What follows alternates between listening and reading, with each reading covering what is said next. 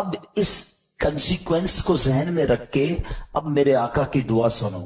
اللہ کے حبیب دعا کرتے ہیں، یا مقلب القلوب ثبت قلبی علی دینک. اس دعا کا مطلب پتہ ہے؟ دعا کرنے والا کون ہے؟ کونین کے والی اللہ کے حبیب علیہ الصلوۃ والسلام، جن کے صدقے مجھے اور آپ کو ایمان ملا، وہ دعا کر رہے ہیں. اے دلوں کو پھیرنے والے، میرے دل کو اپنے دین پر ثابت قدمی عطا فرما. کیونکہ یہی دل بدلتا ہے تو بندہ کافر ہو جاتا ہے، مرتد ہو جاتا ہے، کسی غلط عقیدے میں چلا جاتا ہے، کسی اور کے خیالات سمجھ آنے لگ جاتے، کیونکہ دل بدلتا رہتا ہے. تو دل کو اس طرح بے پرواہ نہ چھوڑ دو، اس کی بھی حفاظت کرنی ہے، اور اس کو بھی اسٹیڈ فاسٹ صحیح راستے پر رکھنا میری اور آپ کی ذمہ داری ہے. دعائیں کریں، اپنے دل کے لیے دعائیں کریں، اور پھر ایسے ماحول میں رہیں.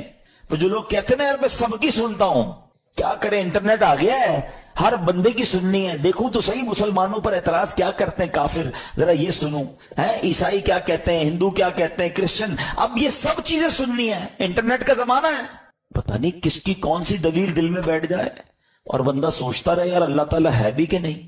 کیونکہ وسوسہ شیطان نے ڈال دیا، اور اب وہ وسوسوں کا شکار ہے. اب وہ نبی پاک کے بارے میں وسوسے میں ہے، وہ آخرت کے بارے میں وسوسے میں. کہاں کس نے تھا وہ باتیں سننے کے لیے؟ تم نے خود اپنے دل کو ادھر لگایا.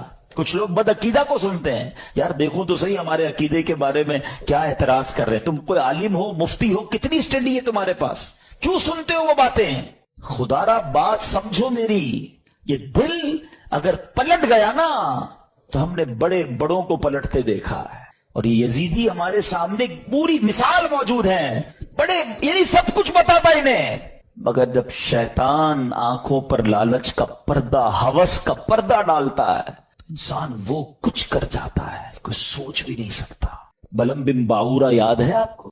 یہ وہ شخص تھا کہ جو مستجاب الدعوات تھا، سر اٹھاتا تھا تو لوح محفوظ کو دیکھ لیتا تھا. اتنا بڑا عبادت گزار. اور لالچ کیا کی؟ جب بنی اسرائیل والے گئے پیسے لے کر کہ آپ پیسے لیں آپ کی ساری دعائیں قبول ہوتی ہیں، حضرت موسیٰ کے خلاف ذرا بد دعا کر دیں. پہلے تو اس نے دوڑا دیا کہ پاگل ہو گئے، میں اللہ کے نبی کے بارے میں بد دعا کروں گا. اور پیسے بڑھائے اور انعام بڑھائے، عورتیں دیں، بہت سارے کام کیے انہوں نے. وہی بات، اتنا بڑا عبادت گزار تھا، کیا اسے نہیں پتا تھا؟ مگر جب لالچ اور شیطان غالب ہو جاتا ہے، بلم بن باورا نے وہ بدبختی کی کہ حضرت موسیٰ کے خلاف بد دعا کرنے چل پڑا. مگر اللہ کی شان دیکھیں، وہ بد دعا حضرت موسیٰ کے خلاف کرتا تھا، الفاظ اپنے لیے نکلتے تھے، اس کی زبان لٹک گئی اور کفر پر اس کا خاتمہ ہوا.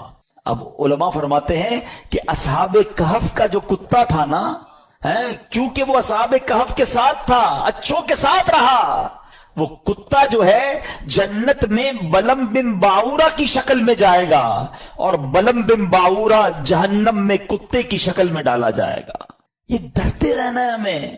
یہ واقعہ سننا اپنی جگہ ہے، مگر یہ جو ظلم کیا گیا نا، ریزن کیا تھا؟ پیسے تھے، لالچ تھی، اقتدار تھا. اس سے سمجھ ہی آئی بات کہ لالچ، ہوس، اور جب بندہ شیطان کا پیروکار بن جاتا ہے پھر اس سے کچھ بھی متوقع ہے. آپ کبھی یہ نہ سوچیں کہ میں یہ گناہ نہیں کر سکتا. یہ سمجھ لیں اپنے لیے زوال کا آپ نے شروع کر دیا. جو اپنے آپ کو محفوظ سمجھتا ہے نا کہ یار بس میں نہیں، میں بڑا پکا ہوں، کوئی پکا نہیں ہے بھائی. جب اللہ کے نبی دعا کر رہے ہیں تو میں اور آپ کون ہیں؟ ہمارے صحابہ لرزتے تھے، روتے تھے، اللہ سے دعا کرتے تھے ایمان کی حفاظت کے لیے. پیران پیر سیدی غوث اعظم رضی اللہ تعالیٰ عنہ کہتے ہیں، لوگ کہتے ہیں آج عید کا دن ہے، عید کا دن ہے. عبد القادر کے لیے عید کا دن وہ ہوگا جب وہ اپنا ایمان سلامت لے کر قبر میں جائے گا. غوث پاک ہیں، ولیوں کے سردار، کہتے ہیں ایمان بچا کر قبر میں جانا یہ بہت مشکل ہے. آج کے دور میں تو اور مشکل ہے. سیدی اعلیٰ حضرت نے 100 سال پہلے ایک بات کر دی تھی کہ سونا جنگل، رات اندھیری، چھائی بدلی کالی ہے، سونے والو جاگتے رہیو، چوروں کی رکھوالی ہے. ادھر چور گھوم رہے ایمان کے، کہتے ہیں آنکھ سے کاجل صاف چرا لیں یا وہ چور بلا کے ہیں.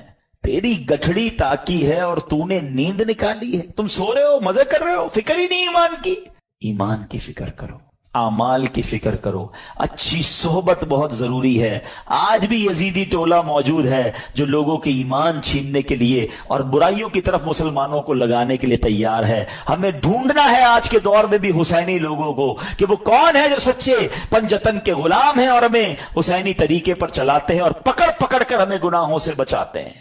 ہمیں اللہ کی اس نعمت پر اللہ کا شکر ادا کرنا چاہیے جو دعوت اسلامی کی صورت میں ہمیں یہ ماحول ملا ہوا ہے. اللہ اس ماحول پر ہم سب کو استقامت عطا فرمائے. اب میں آپ کو بتاتا ہوں ان ظالموں نے کرنا تھا جو کر لیا. ہوا کیا؟ کتنے پیسے مل گئے، کتنے مزے کر سکے، انجام کیا ہوا؟ یاد رہے کہ جس بدبخت خولی بن یزید نے امام حسین کا سر انور تن سے جدا کیا تھا نا، سر سے کاٹا تھا معاذ اللہ، چند ہی برس کے بعد اس کا کیا انجام ہوا کہ مختار ثقفی، اب اس کے بارے میں آگے جا کے بتاتا ہوں، اس شخص نے قاتلین امام حسین کے لیے ایک آرڈر نافذ کیا اور کہا کہ کربلا کے میدان میں جو بھی یزیدی لشکر میں تھا وہ جہاں پایا جائے اسے مار ڈالا جائے. یہ حکم سن کر کوفہ کے جفا شعار سورما بصرہ بھاگنا شروع ہوئے. مختار کے لشکر نے ان کا تعقب کیا، جدھر جو ملا اس کو کاٹ ڈالا، اس کو مار ڈالا. خولی بن یزید وہ خبیث تھا جس نے امام علی مقام کے سر انور کو تن سے جدا کیا تھا. یہ بھی گرفتار ہوا، مختار کے پاس لایا گیا. مختار نے آرڈر کیا دیا، دونوں ہاتھ دونوں پیر پہلے کاٹے جائیں، پھر سولی پر چڑھایا جائے اور پھر آگ میں جھونک دیا جائے. اس طرح لشکر ابن سعد کے تمام شریروں کو بڑے جس کو کہیں کہ صحیح طریقے سے ہلاک کیا گیا. 6000 کوفی جو امام علی مقام کے قتل میں شریک تھے ان کو طرح طرح کے عذابوں کے ذریعے ہلاک کیا گیا. کیا منقبت کا ایک اشعار ذرا سنیں، دل دہلا دیتے کہ ان کا ہوا کیا حشر. آپ فرماتے ہیں اے تشنگان خون جوانان اہل بیت، دیکھا کہ تم کو ظلم کی کیسی سزا ملی. رسوائے خلق ہو گئے، برباد ہو گئے، مردود و تم کو ذلت ہر دو سرا ملی. دنیا پرستو دین سے منہ موڑ کر تمہیں دنیا ملی نہ عیش و طرب کی ہوا ملی. تم نے اجاڑا حضرت زہرا کا بوستان، تم نے اجاڑا حضرت زہرا کا بوستان، تم خود اجڑ گئے تمہیں یہ بد دعا ملی. آخر دکھایا رنگ شہیدوں کے خون نے، سر کٹ گئے امانہ تمہیں ایک ذرا ملی.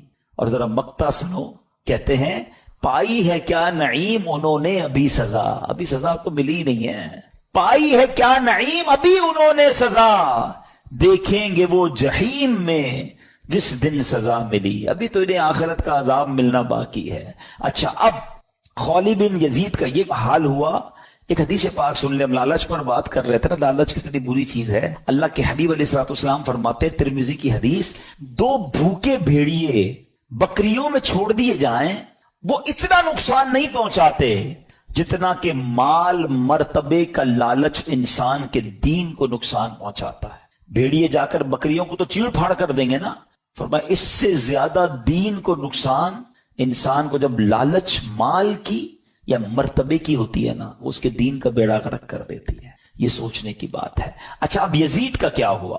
اچھا، یزید نے اتنا بڑا ظلم کیا، اتنا بڑا اسٹیج سجایا، کسی طرح اقتدار مل جائے. اقتدار ملا کتنا؟ یزید جو ہے اقتدار میں 3 برس 6 ماہ رہ سکا، بس 3.5 سال اسے اقتدار ملا اور پھر 39 سال کی عمر میں مر گیا. 39 ایئرز کی ایج میں. کیا عمر ہوتی ہے یہ؟ لیکن بڑی بری عادتیں تھیں، شراب کا عادی تھا، بدکاری کا عادی تھا. ایک رومی لڑکی سے اس کو عشق ہو گیا.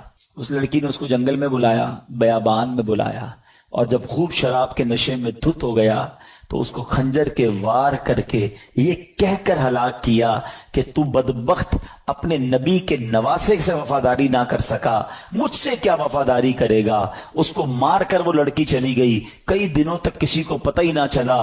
چیل کوے اس کی لاش کو نوچتے رہے. اس کے ساتھی ڈھونڈنے نکلے کہ یزید گیا کدھر. بیابان میں اس کی سڑی ہوئی لاش ملی، کھڈا کھود کر اس کو دفنا دیا گیا. یہ انجام ہوا ان ظالموں کا. ایک یزید کے بعد سب سے بڑا جو یوں سمجھیے کہ کوفہ کا جو گورنر تھا نا، وہ بڑا مجرم تھا. اس کا نام تھا ابن زیاد. ابن زیاد کی بھی آپ دیکھیں، اللہ پاک کی کہتے نا اللہ اپنی قدرت کے نظارے کیسے دکھاتا ہے. 10 محرم ہی کا دن تھا، 6 برس بعد 10 محرم کے دن ابن زیاد انتہائی ذلت کے ساتھ مارا گیا. اس کا سر کٹوا کر کوفہ میں مختار ثقفی کو بھجوایا گیا. یہ وہی محل تھا جہاں امام حسین کے سر انور کو لایا گیا تھا. ٹھیک 6 سال بعد ابن زیاد کے سر کو لایا گیا. اب اس کا جب سر رکھا گیا تو ایک بڑا سا سانپ آیا اور اس کے سر کے اندر داخل ہو گیا. پورے محل کے لوگ ڈر گئے، کبھی آنکھوں میں جاتا کبھی ناک میں جاتا. تو میرے پیارے اسلامی بھائیوں، یہ واقعات ان یزیدیوں کا انجام ہمیں بتاتا ہے کہ ظلم جو ہے نا وہ زیادہ دیر نہیں چلتا ہے. اگر دنیا میں آج بھی کوئی ظلم کر رہا ہے، کسی کا مال دبایا ہوا ہے، کسی کا حق دبایا ہوا ہے، کسی کی زمین پہ قبضہ کیا ہوا ہے، کسی کو ویسے ہی ڈرا رہا ہے، وہ یہ نہ سمجھے کہ یہ پائیدار ہے.